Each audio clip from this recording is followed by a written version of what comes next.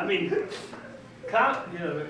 Chief Staff of the Air Force didn't, almost 25 years I didn't get Chief Staff of the Air Force, I'm Commandant of the Marine Corps, so that's quite an honor. So I remember interviewing Dave Herding, Navy captain, nuclear submarine guy, brings me in, SRS guy, and sits down. We talked in your office in 2006. And we sat down in your office, you and Roger, and questioned me.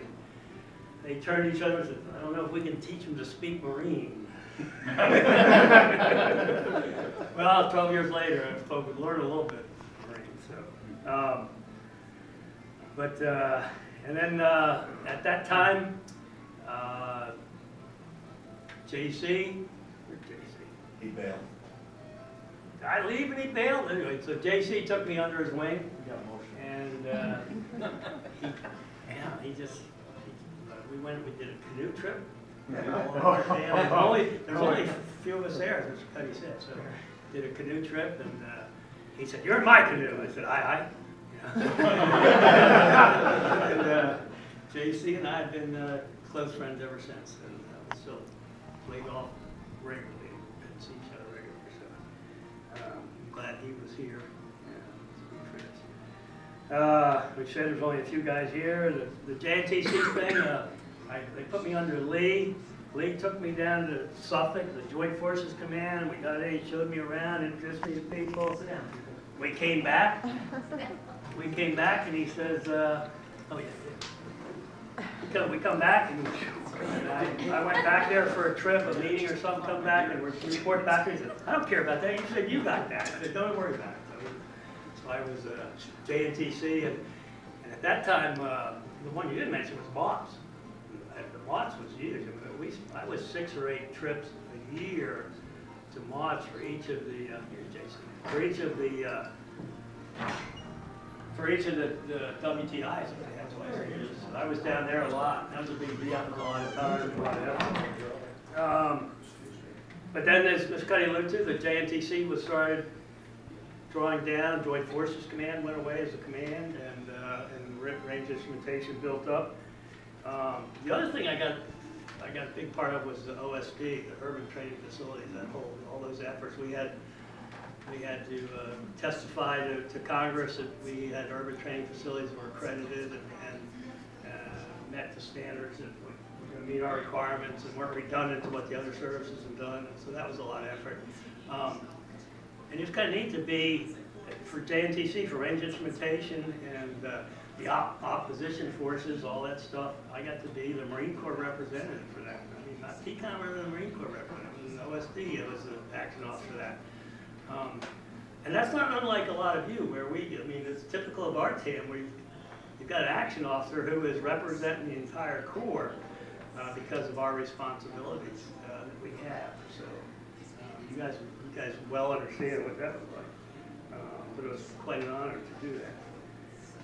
We were lean and mean. You got one guy, one person that's responsible for this, and you go ahead and do it. So I was in the site, LBCTE. There's a good connotations, bad connotations of that, but I was a plank holder in those efforts, the original ICDs and all that stuff, those meetings, representing what was the live range piece of all of that.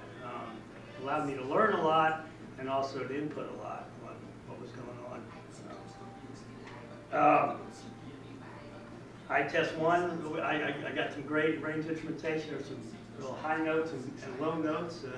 I-Test 1 and then I-Test 2 and the problems we went through with that, and now it's getting to be where it should be. That's neat to see. TBCS started out, it was a downward directed, non-programmed funds. You're going to do this, and this company's going to do it. And we got a system that didn't work very well, but we have really working with PM Traces. We've got a real good system out there now. It pays off. So yeah, a year ago I was on the glide slope to retirement. And I had me. I see retirement coming. I'm heading down. I'm taking time off. And this guy says, "Nick's left. You're in charge." I said, no. I'm on the glide slope retirement. No.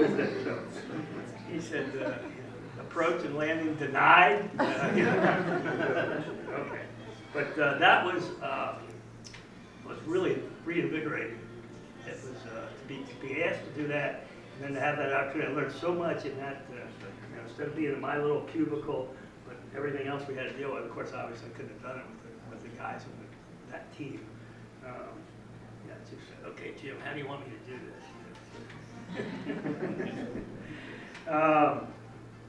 That was a wonderful, excellent opportunity. I'm glad I got to do that. A month ago, I did my last IPR with PM Traces. We started those down in I think it was April of 2009. So over 7 years, we had 23 of them, I think, or something. They were unique. They were a great model. They worked really well for the instrumentation and all that. Because we had some R&D funds. We had some developmental systems we had to deal with, which was really cool. I had to deal a lot with engineers. I learned later on to actually have a separate pre-meeting with the engineers so I could talk before we had program management, the program review itself, so I could get down to the nitty-gritty, the dirty, the details about what's going on in these different systems and what are the issues. So when we talked about the program management level, and it's, engineers aren't known for their personalities, but it was a lot of fun. It was really cool, and I highly recommend it to my replacement that they continue to do that. But anyway, so part of my last IPR, I made some slides that kind of captured some of the things we had worked for over the last 7 years.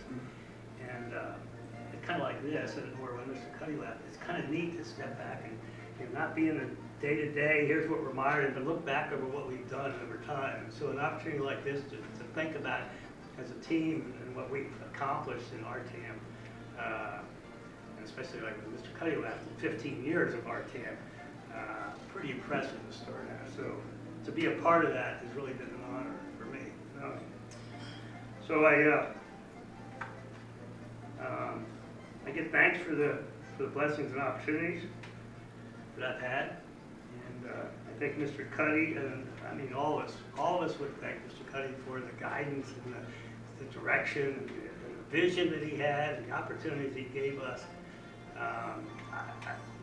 I don't think I've known a boss that was that I could put above him in all my years. He's really neat. I'll never forget that.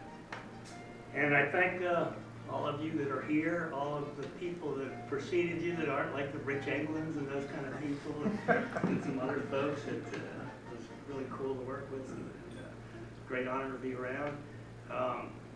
Especially get that Marine Corps perspective. Talk to a guy who's a battalion commander kind of guy, that kind of stuff. It's neat.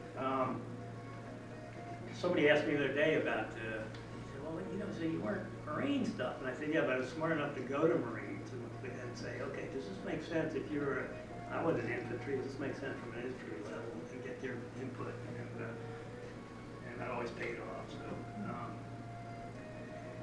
So, let's see. So, to Jim and the team that I leave behind, I don't know what more to say. I just hope that all of you have, it's 42 years if you count my contracting experience since I've been doing stuff. So I hope all of you have that kind of remarkable career, wonderful career, very rewarding. I hope you have all that in the 12 years with the Marine Corps, which is almost a third of my entire work career. It's really a great honor.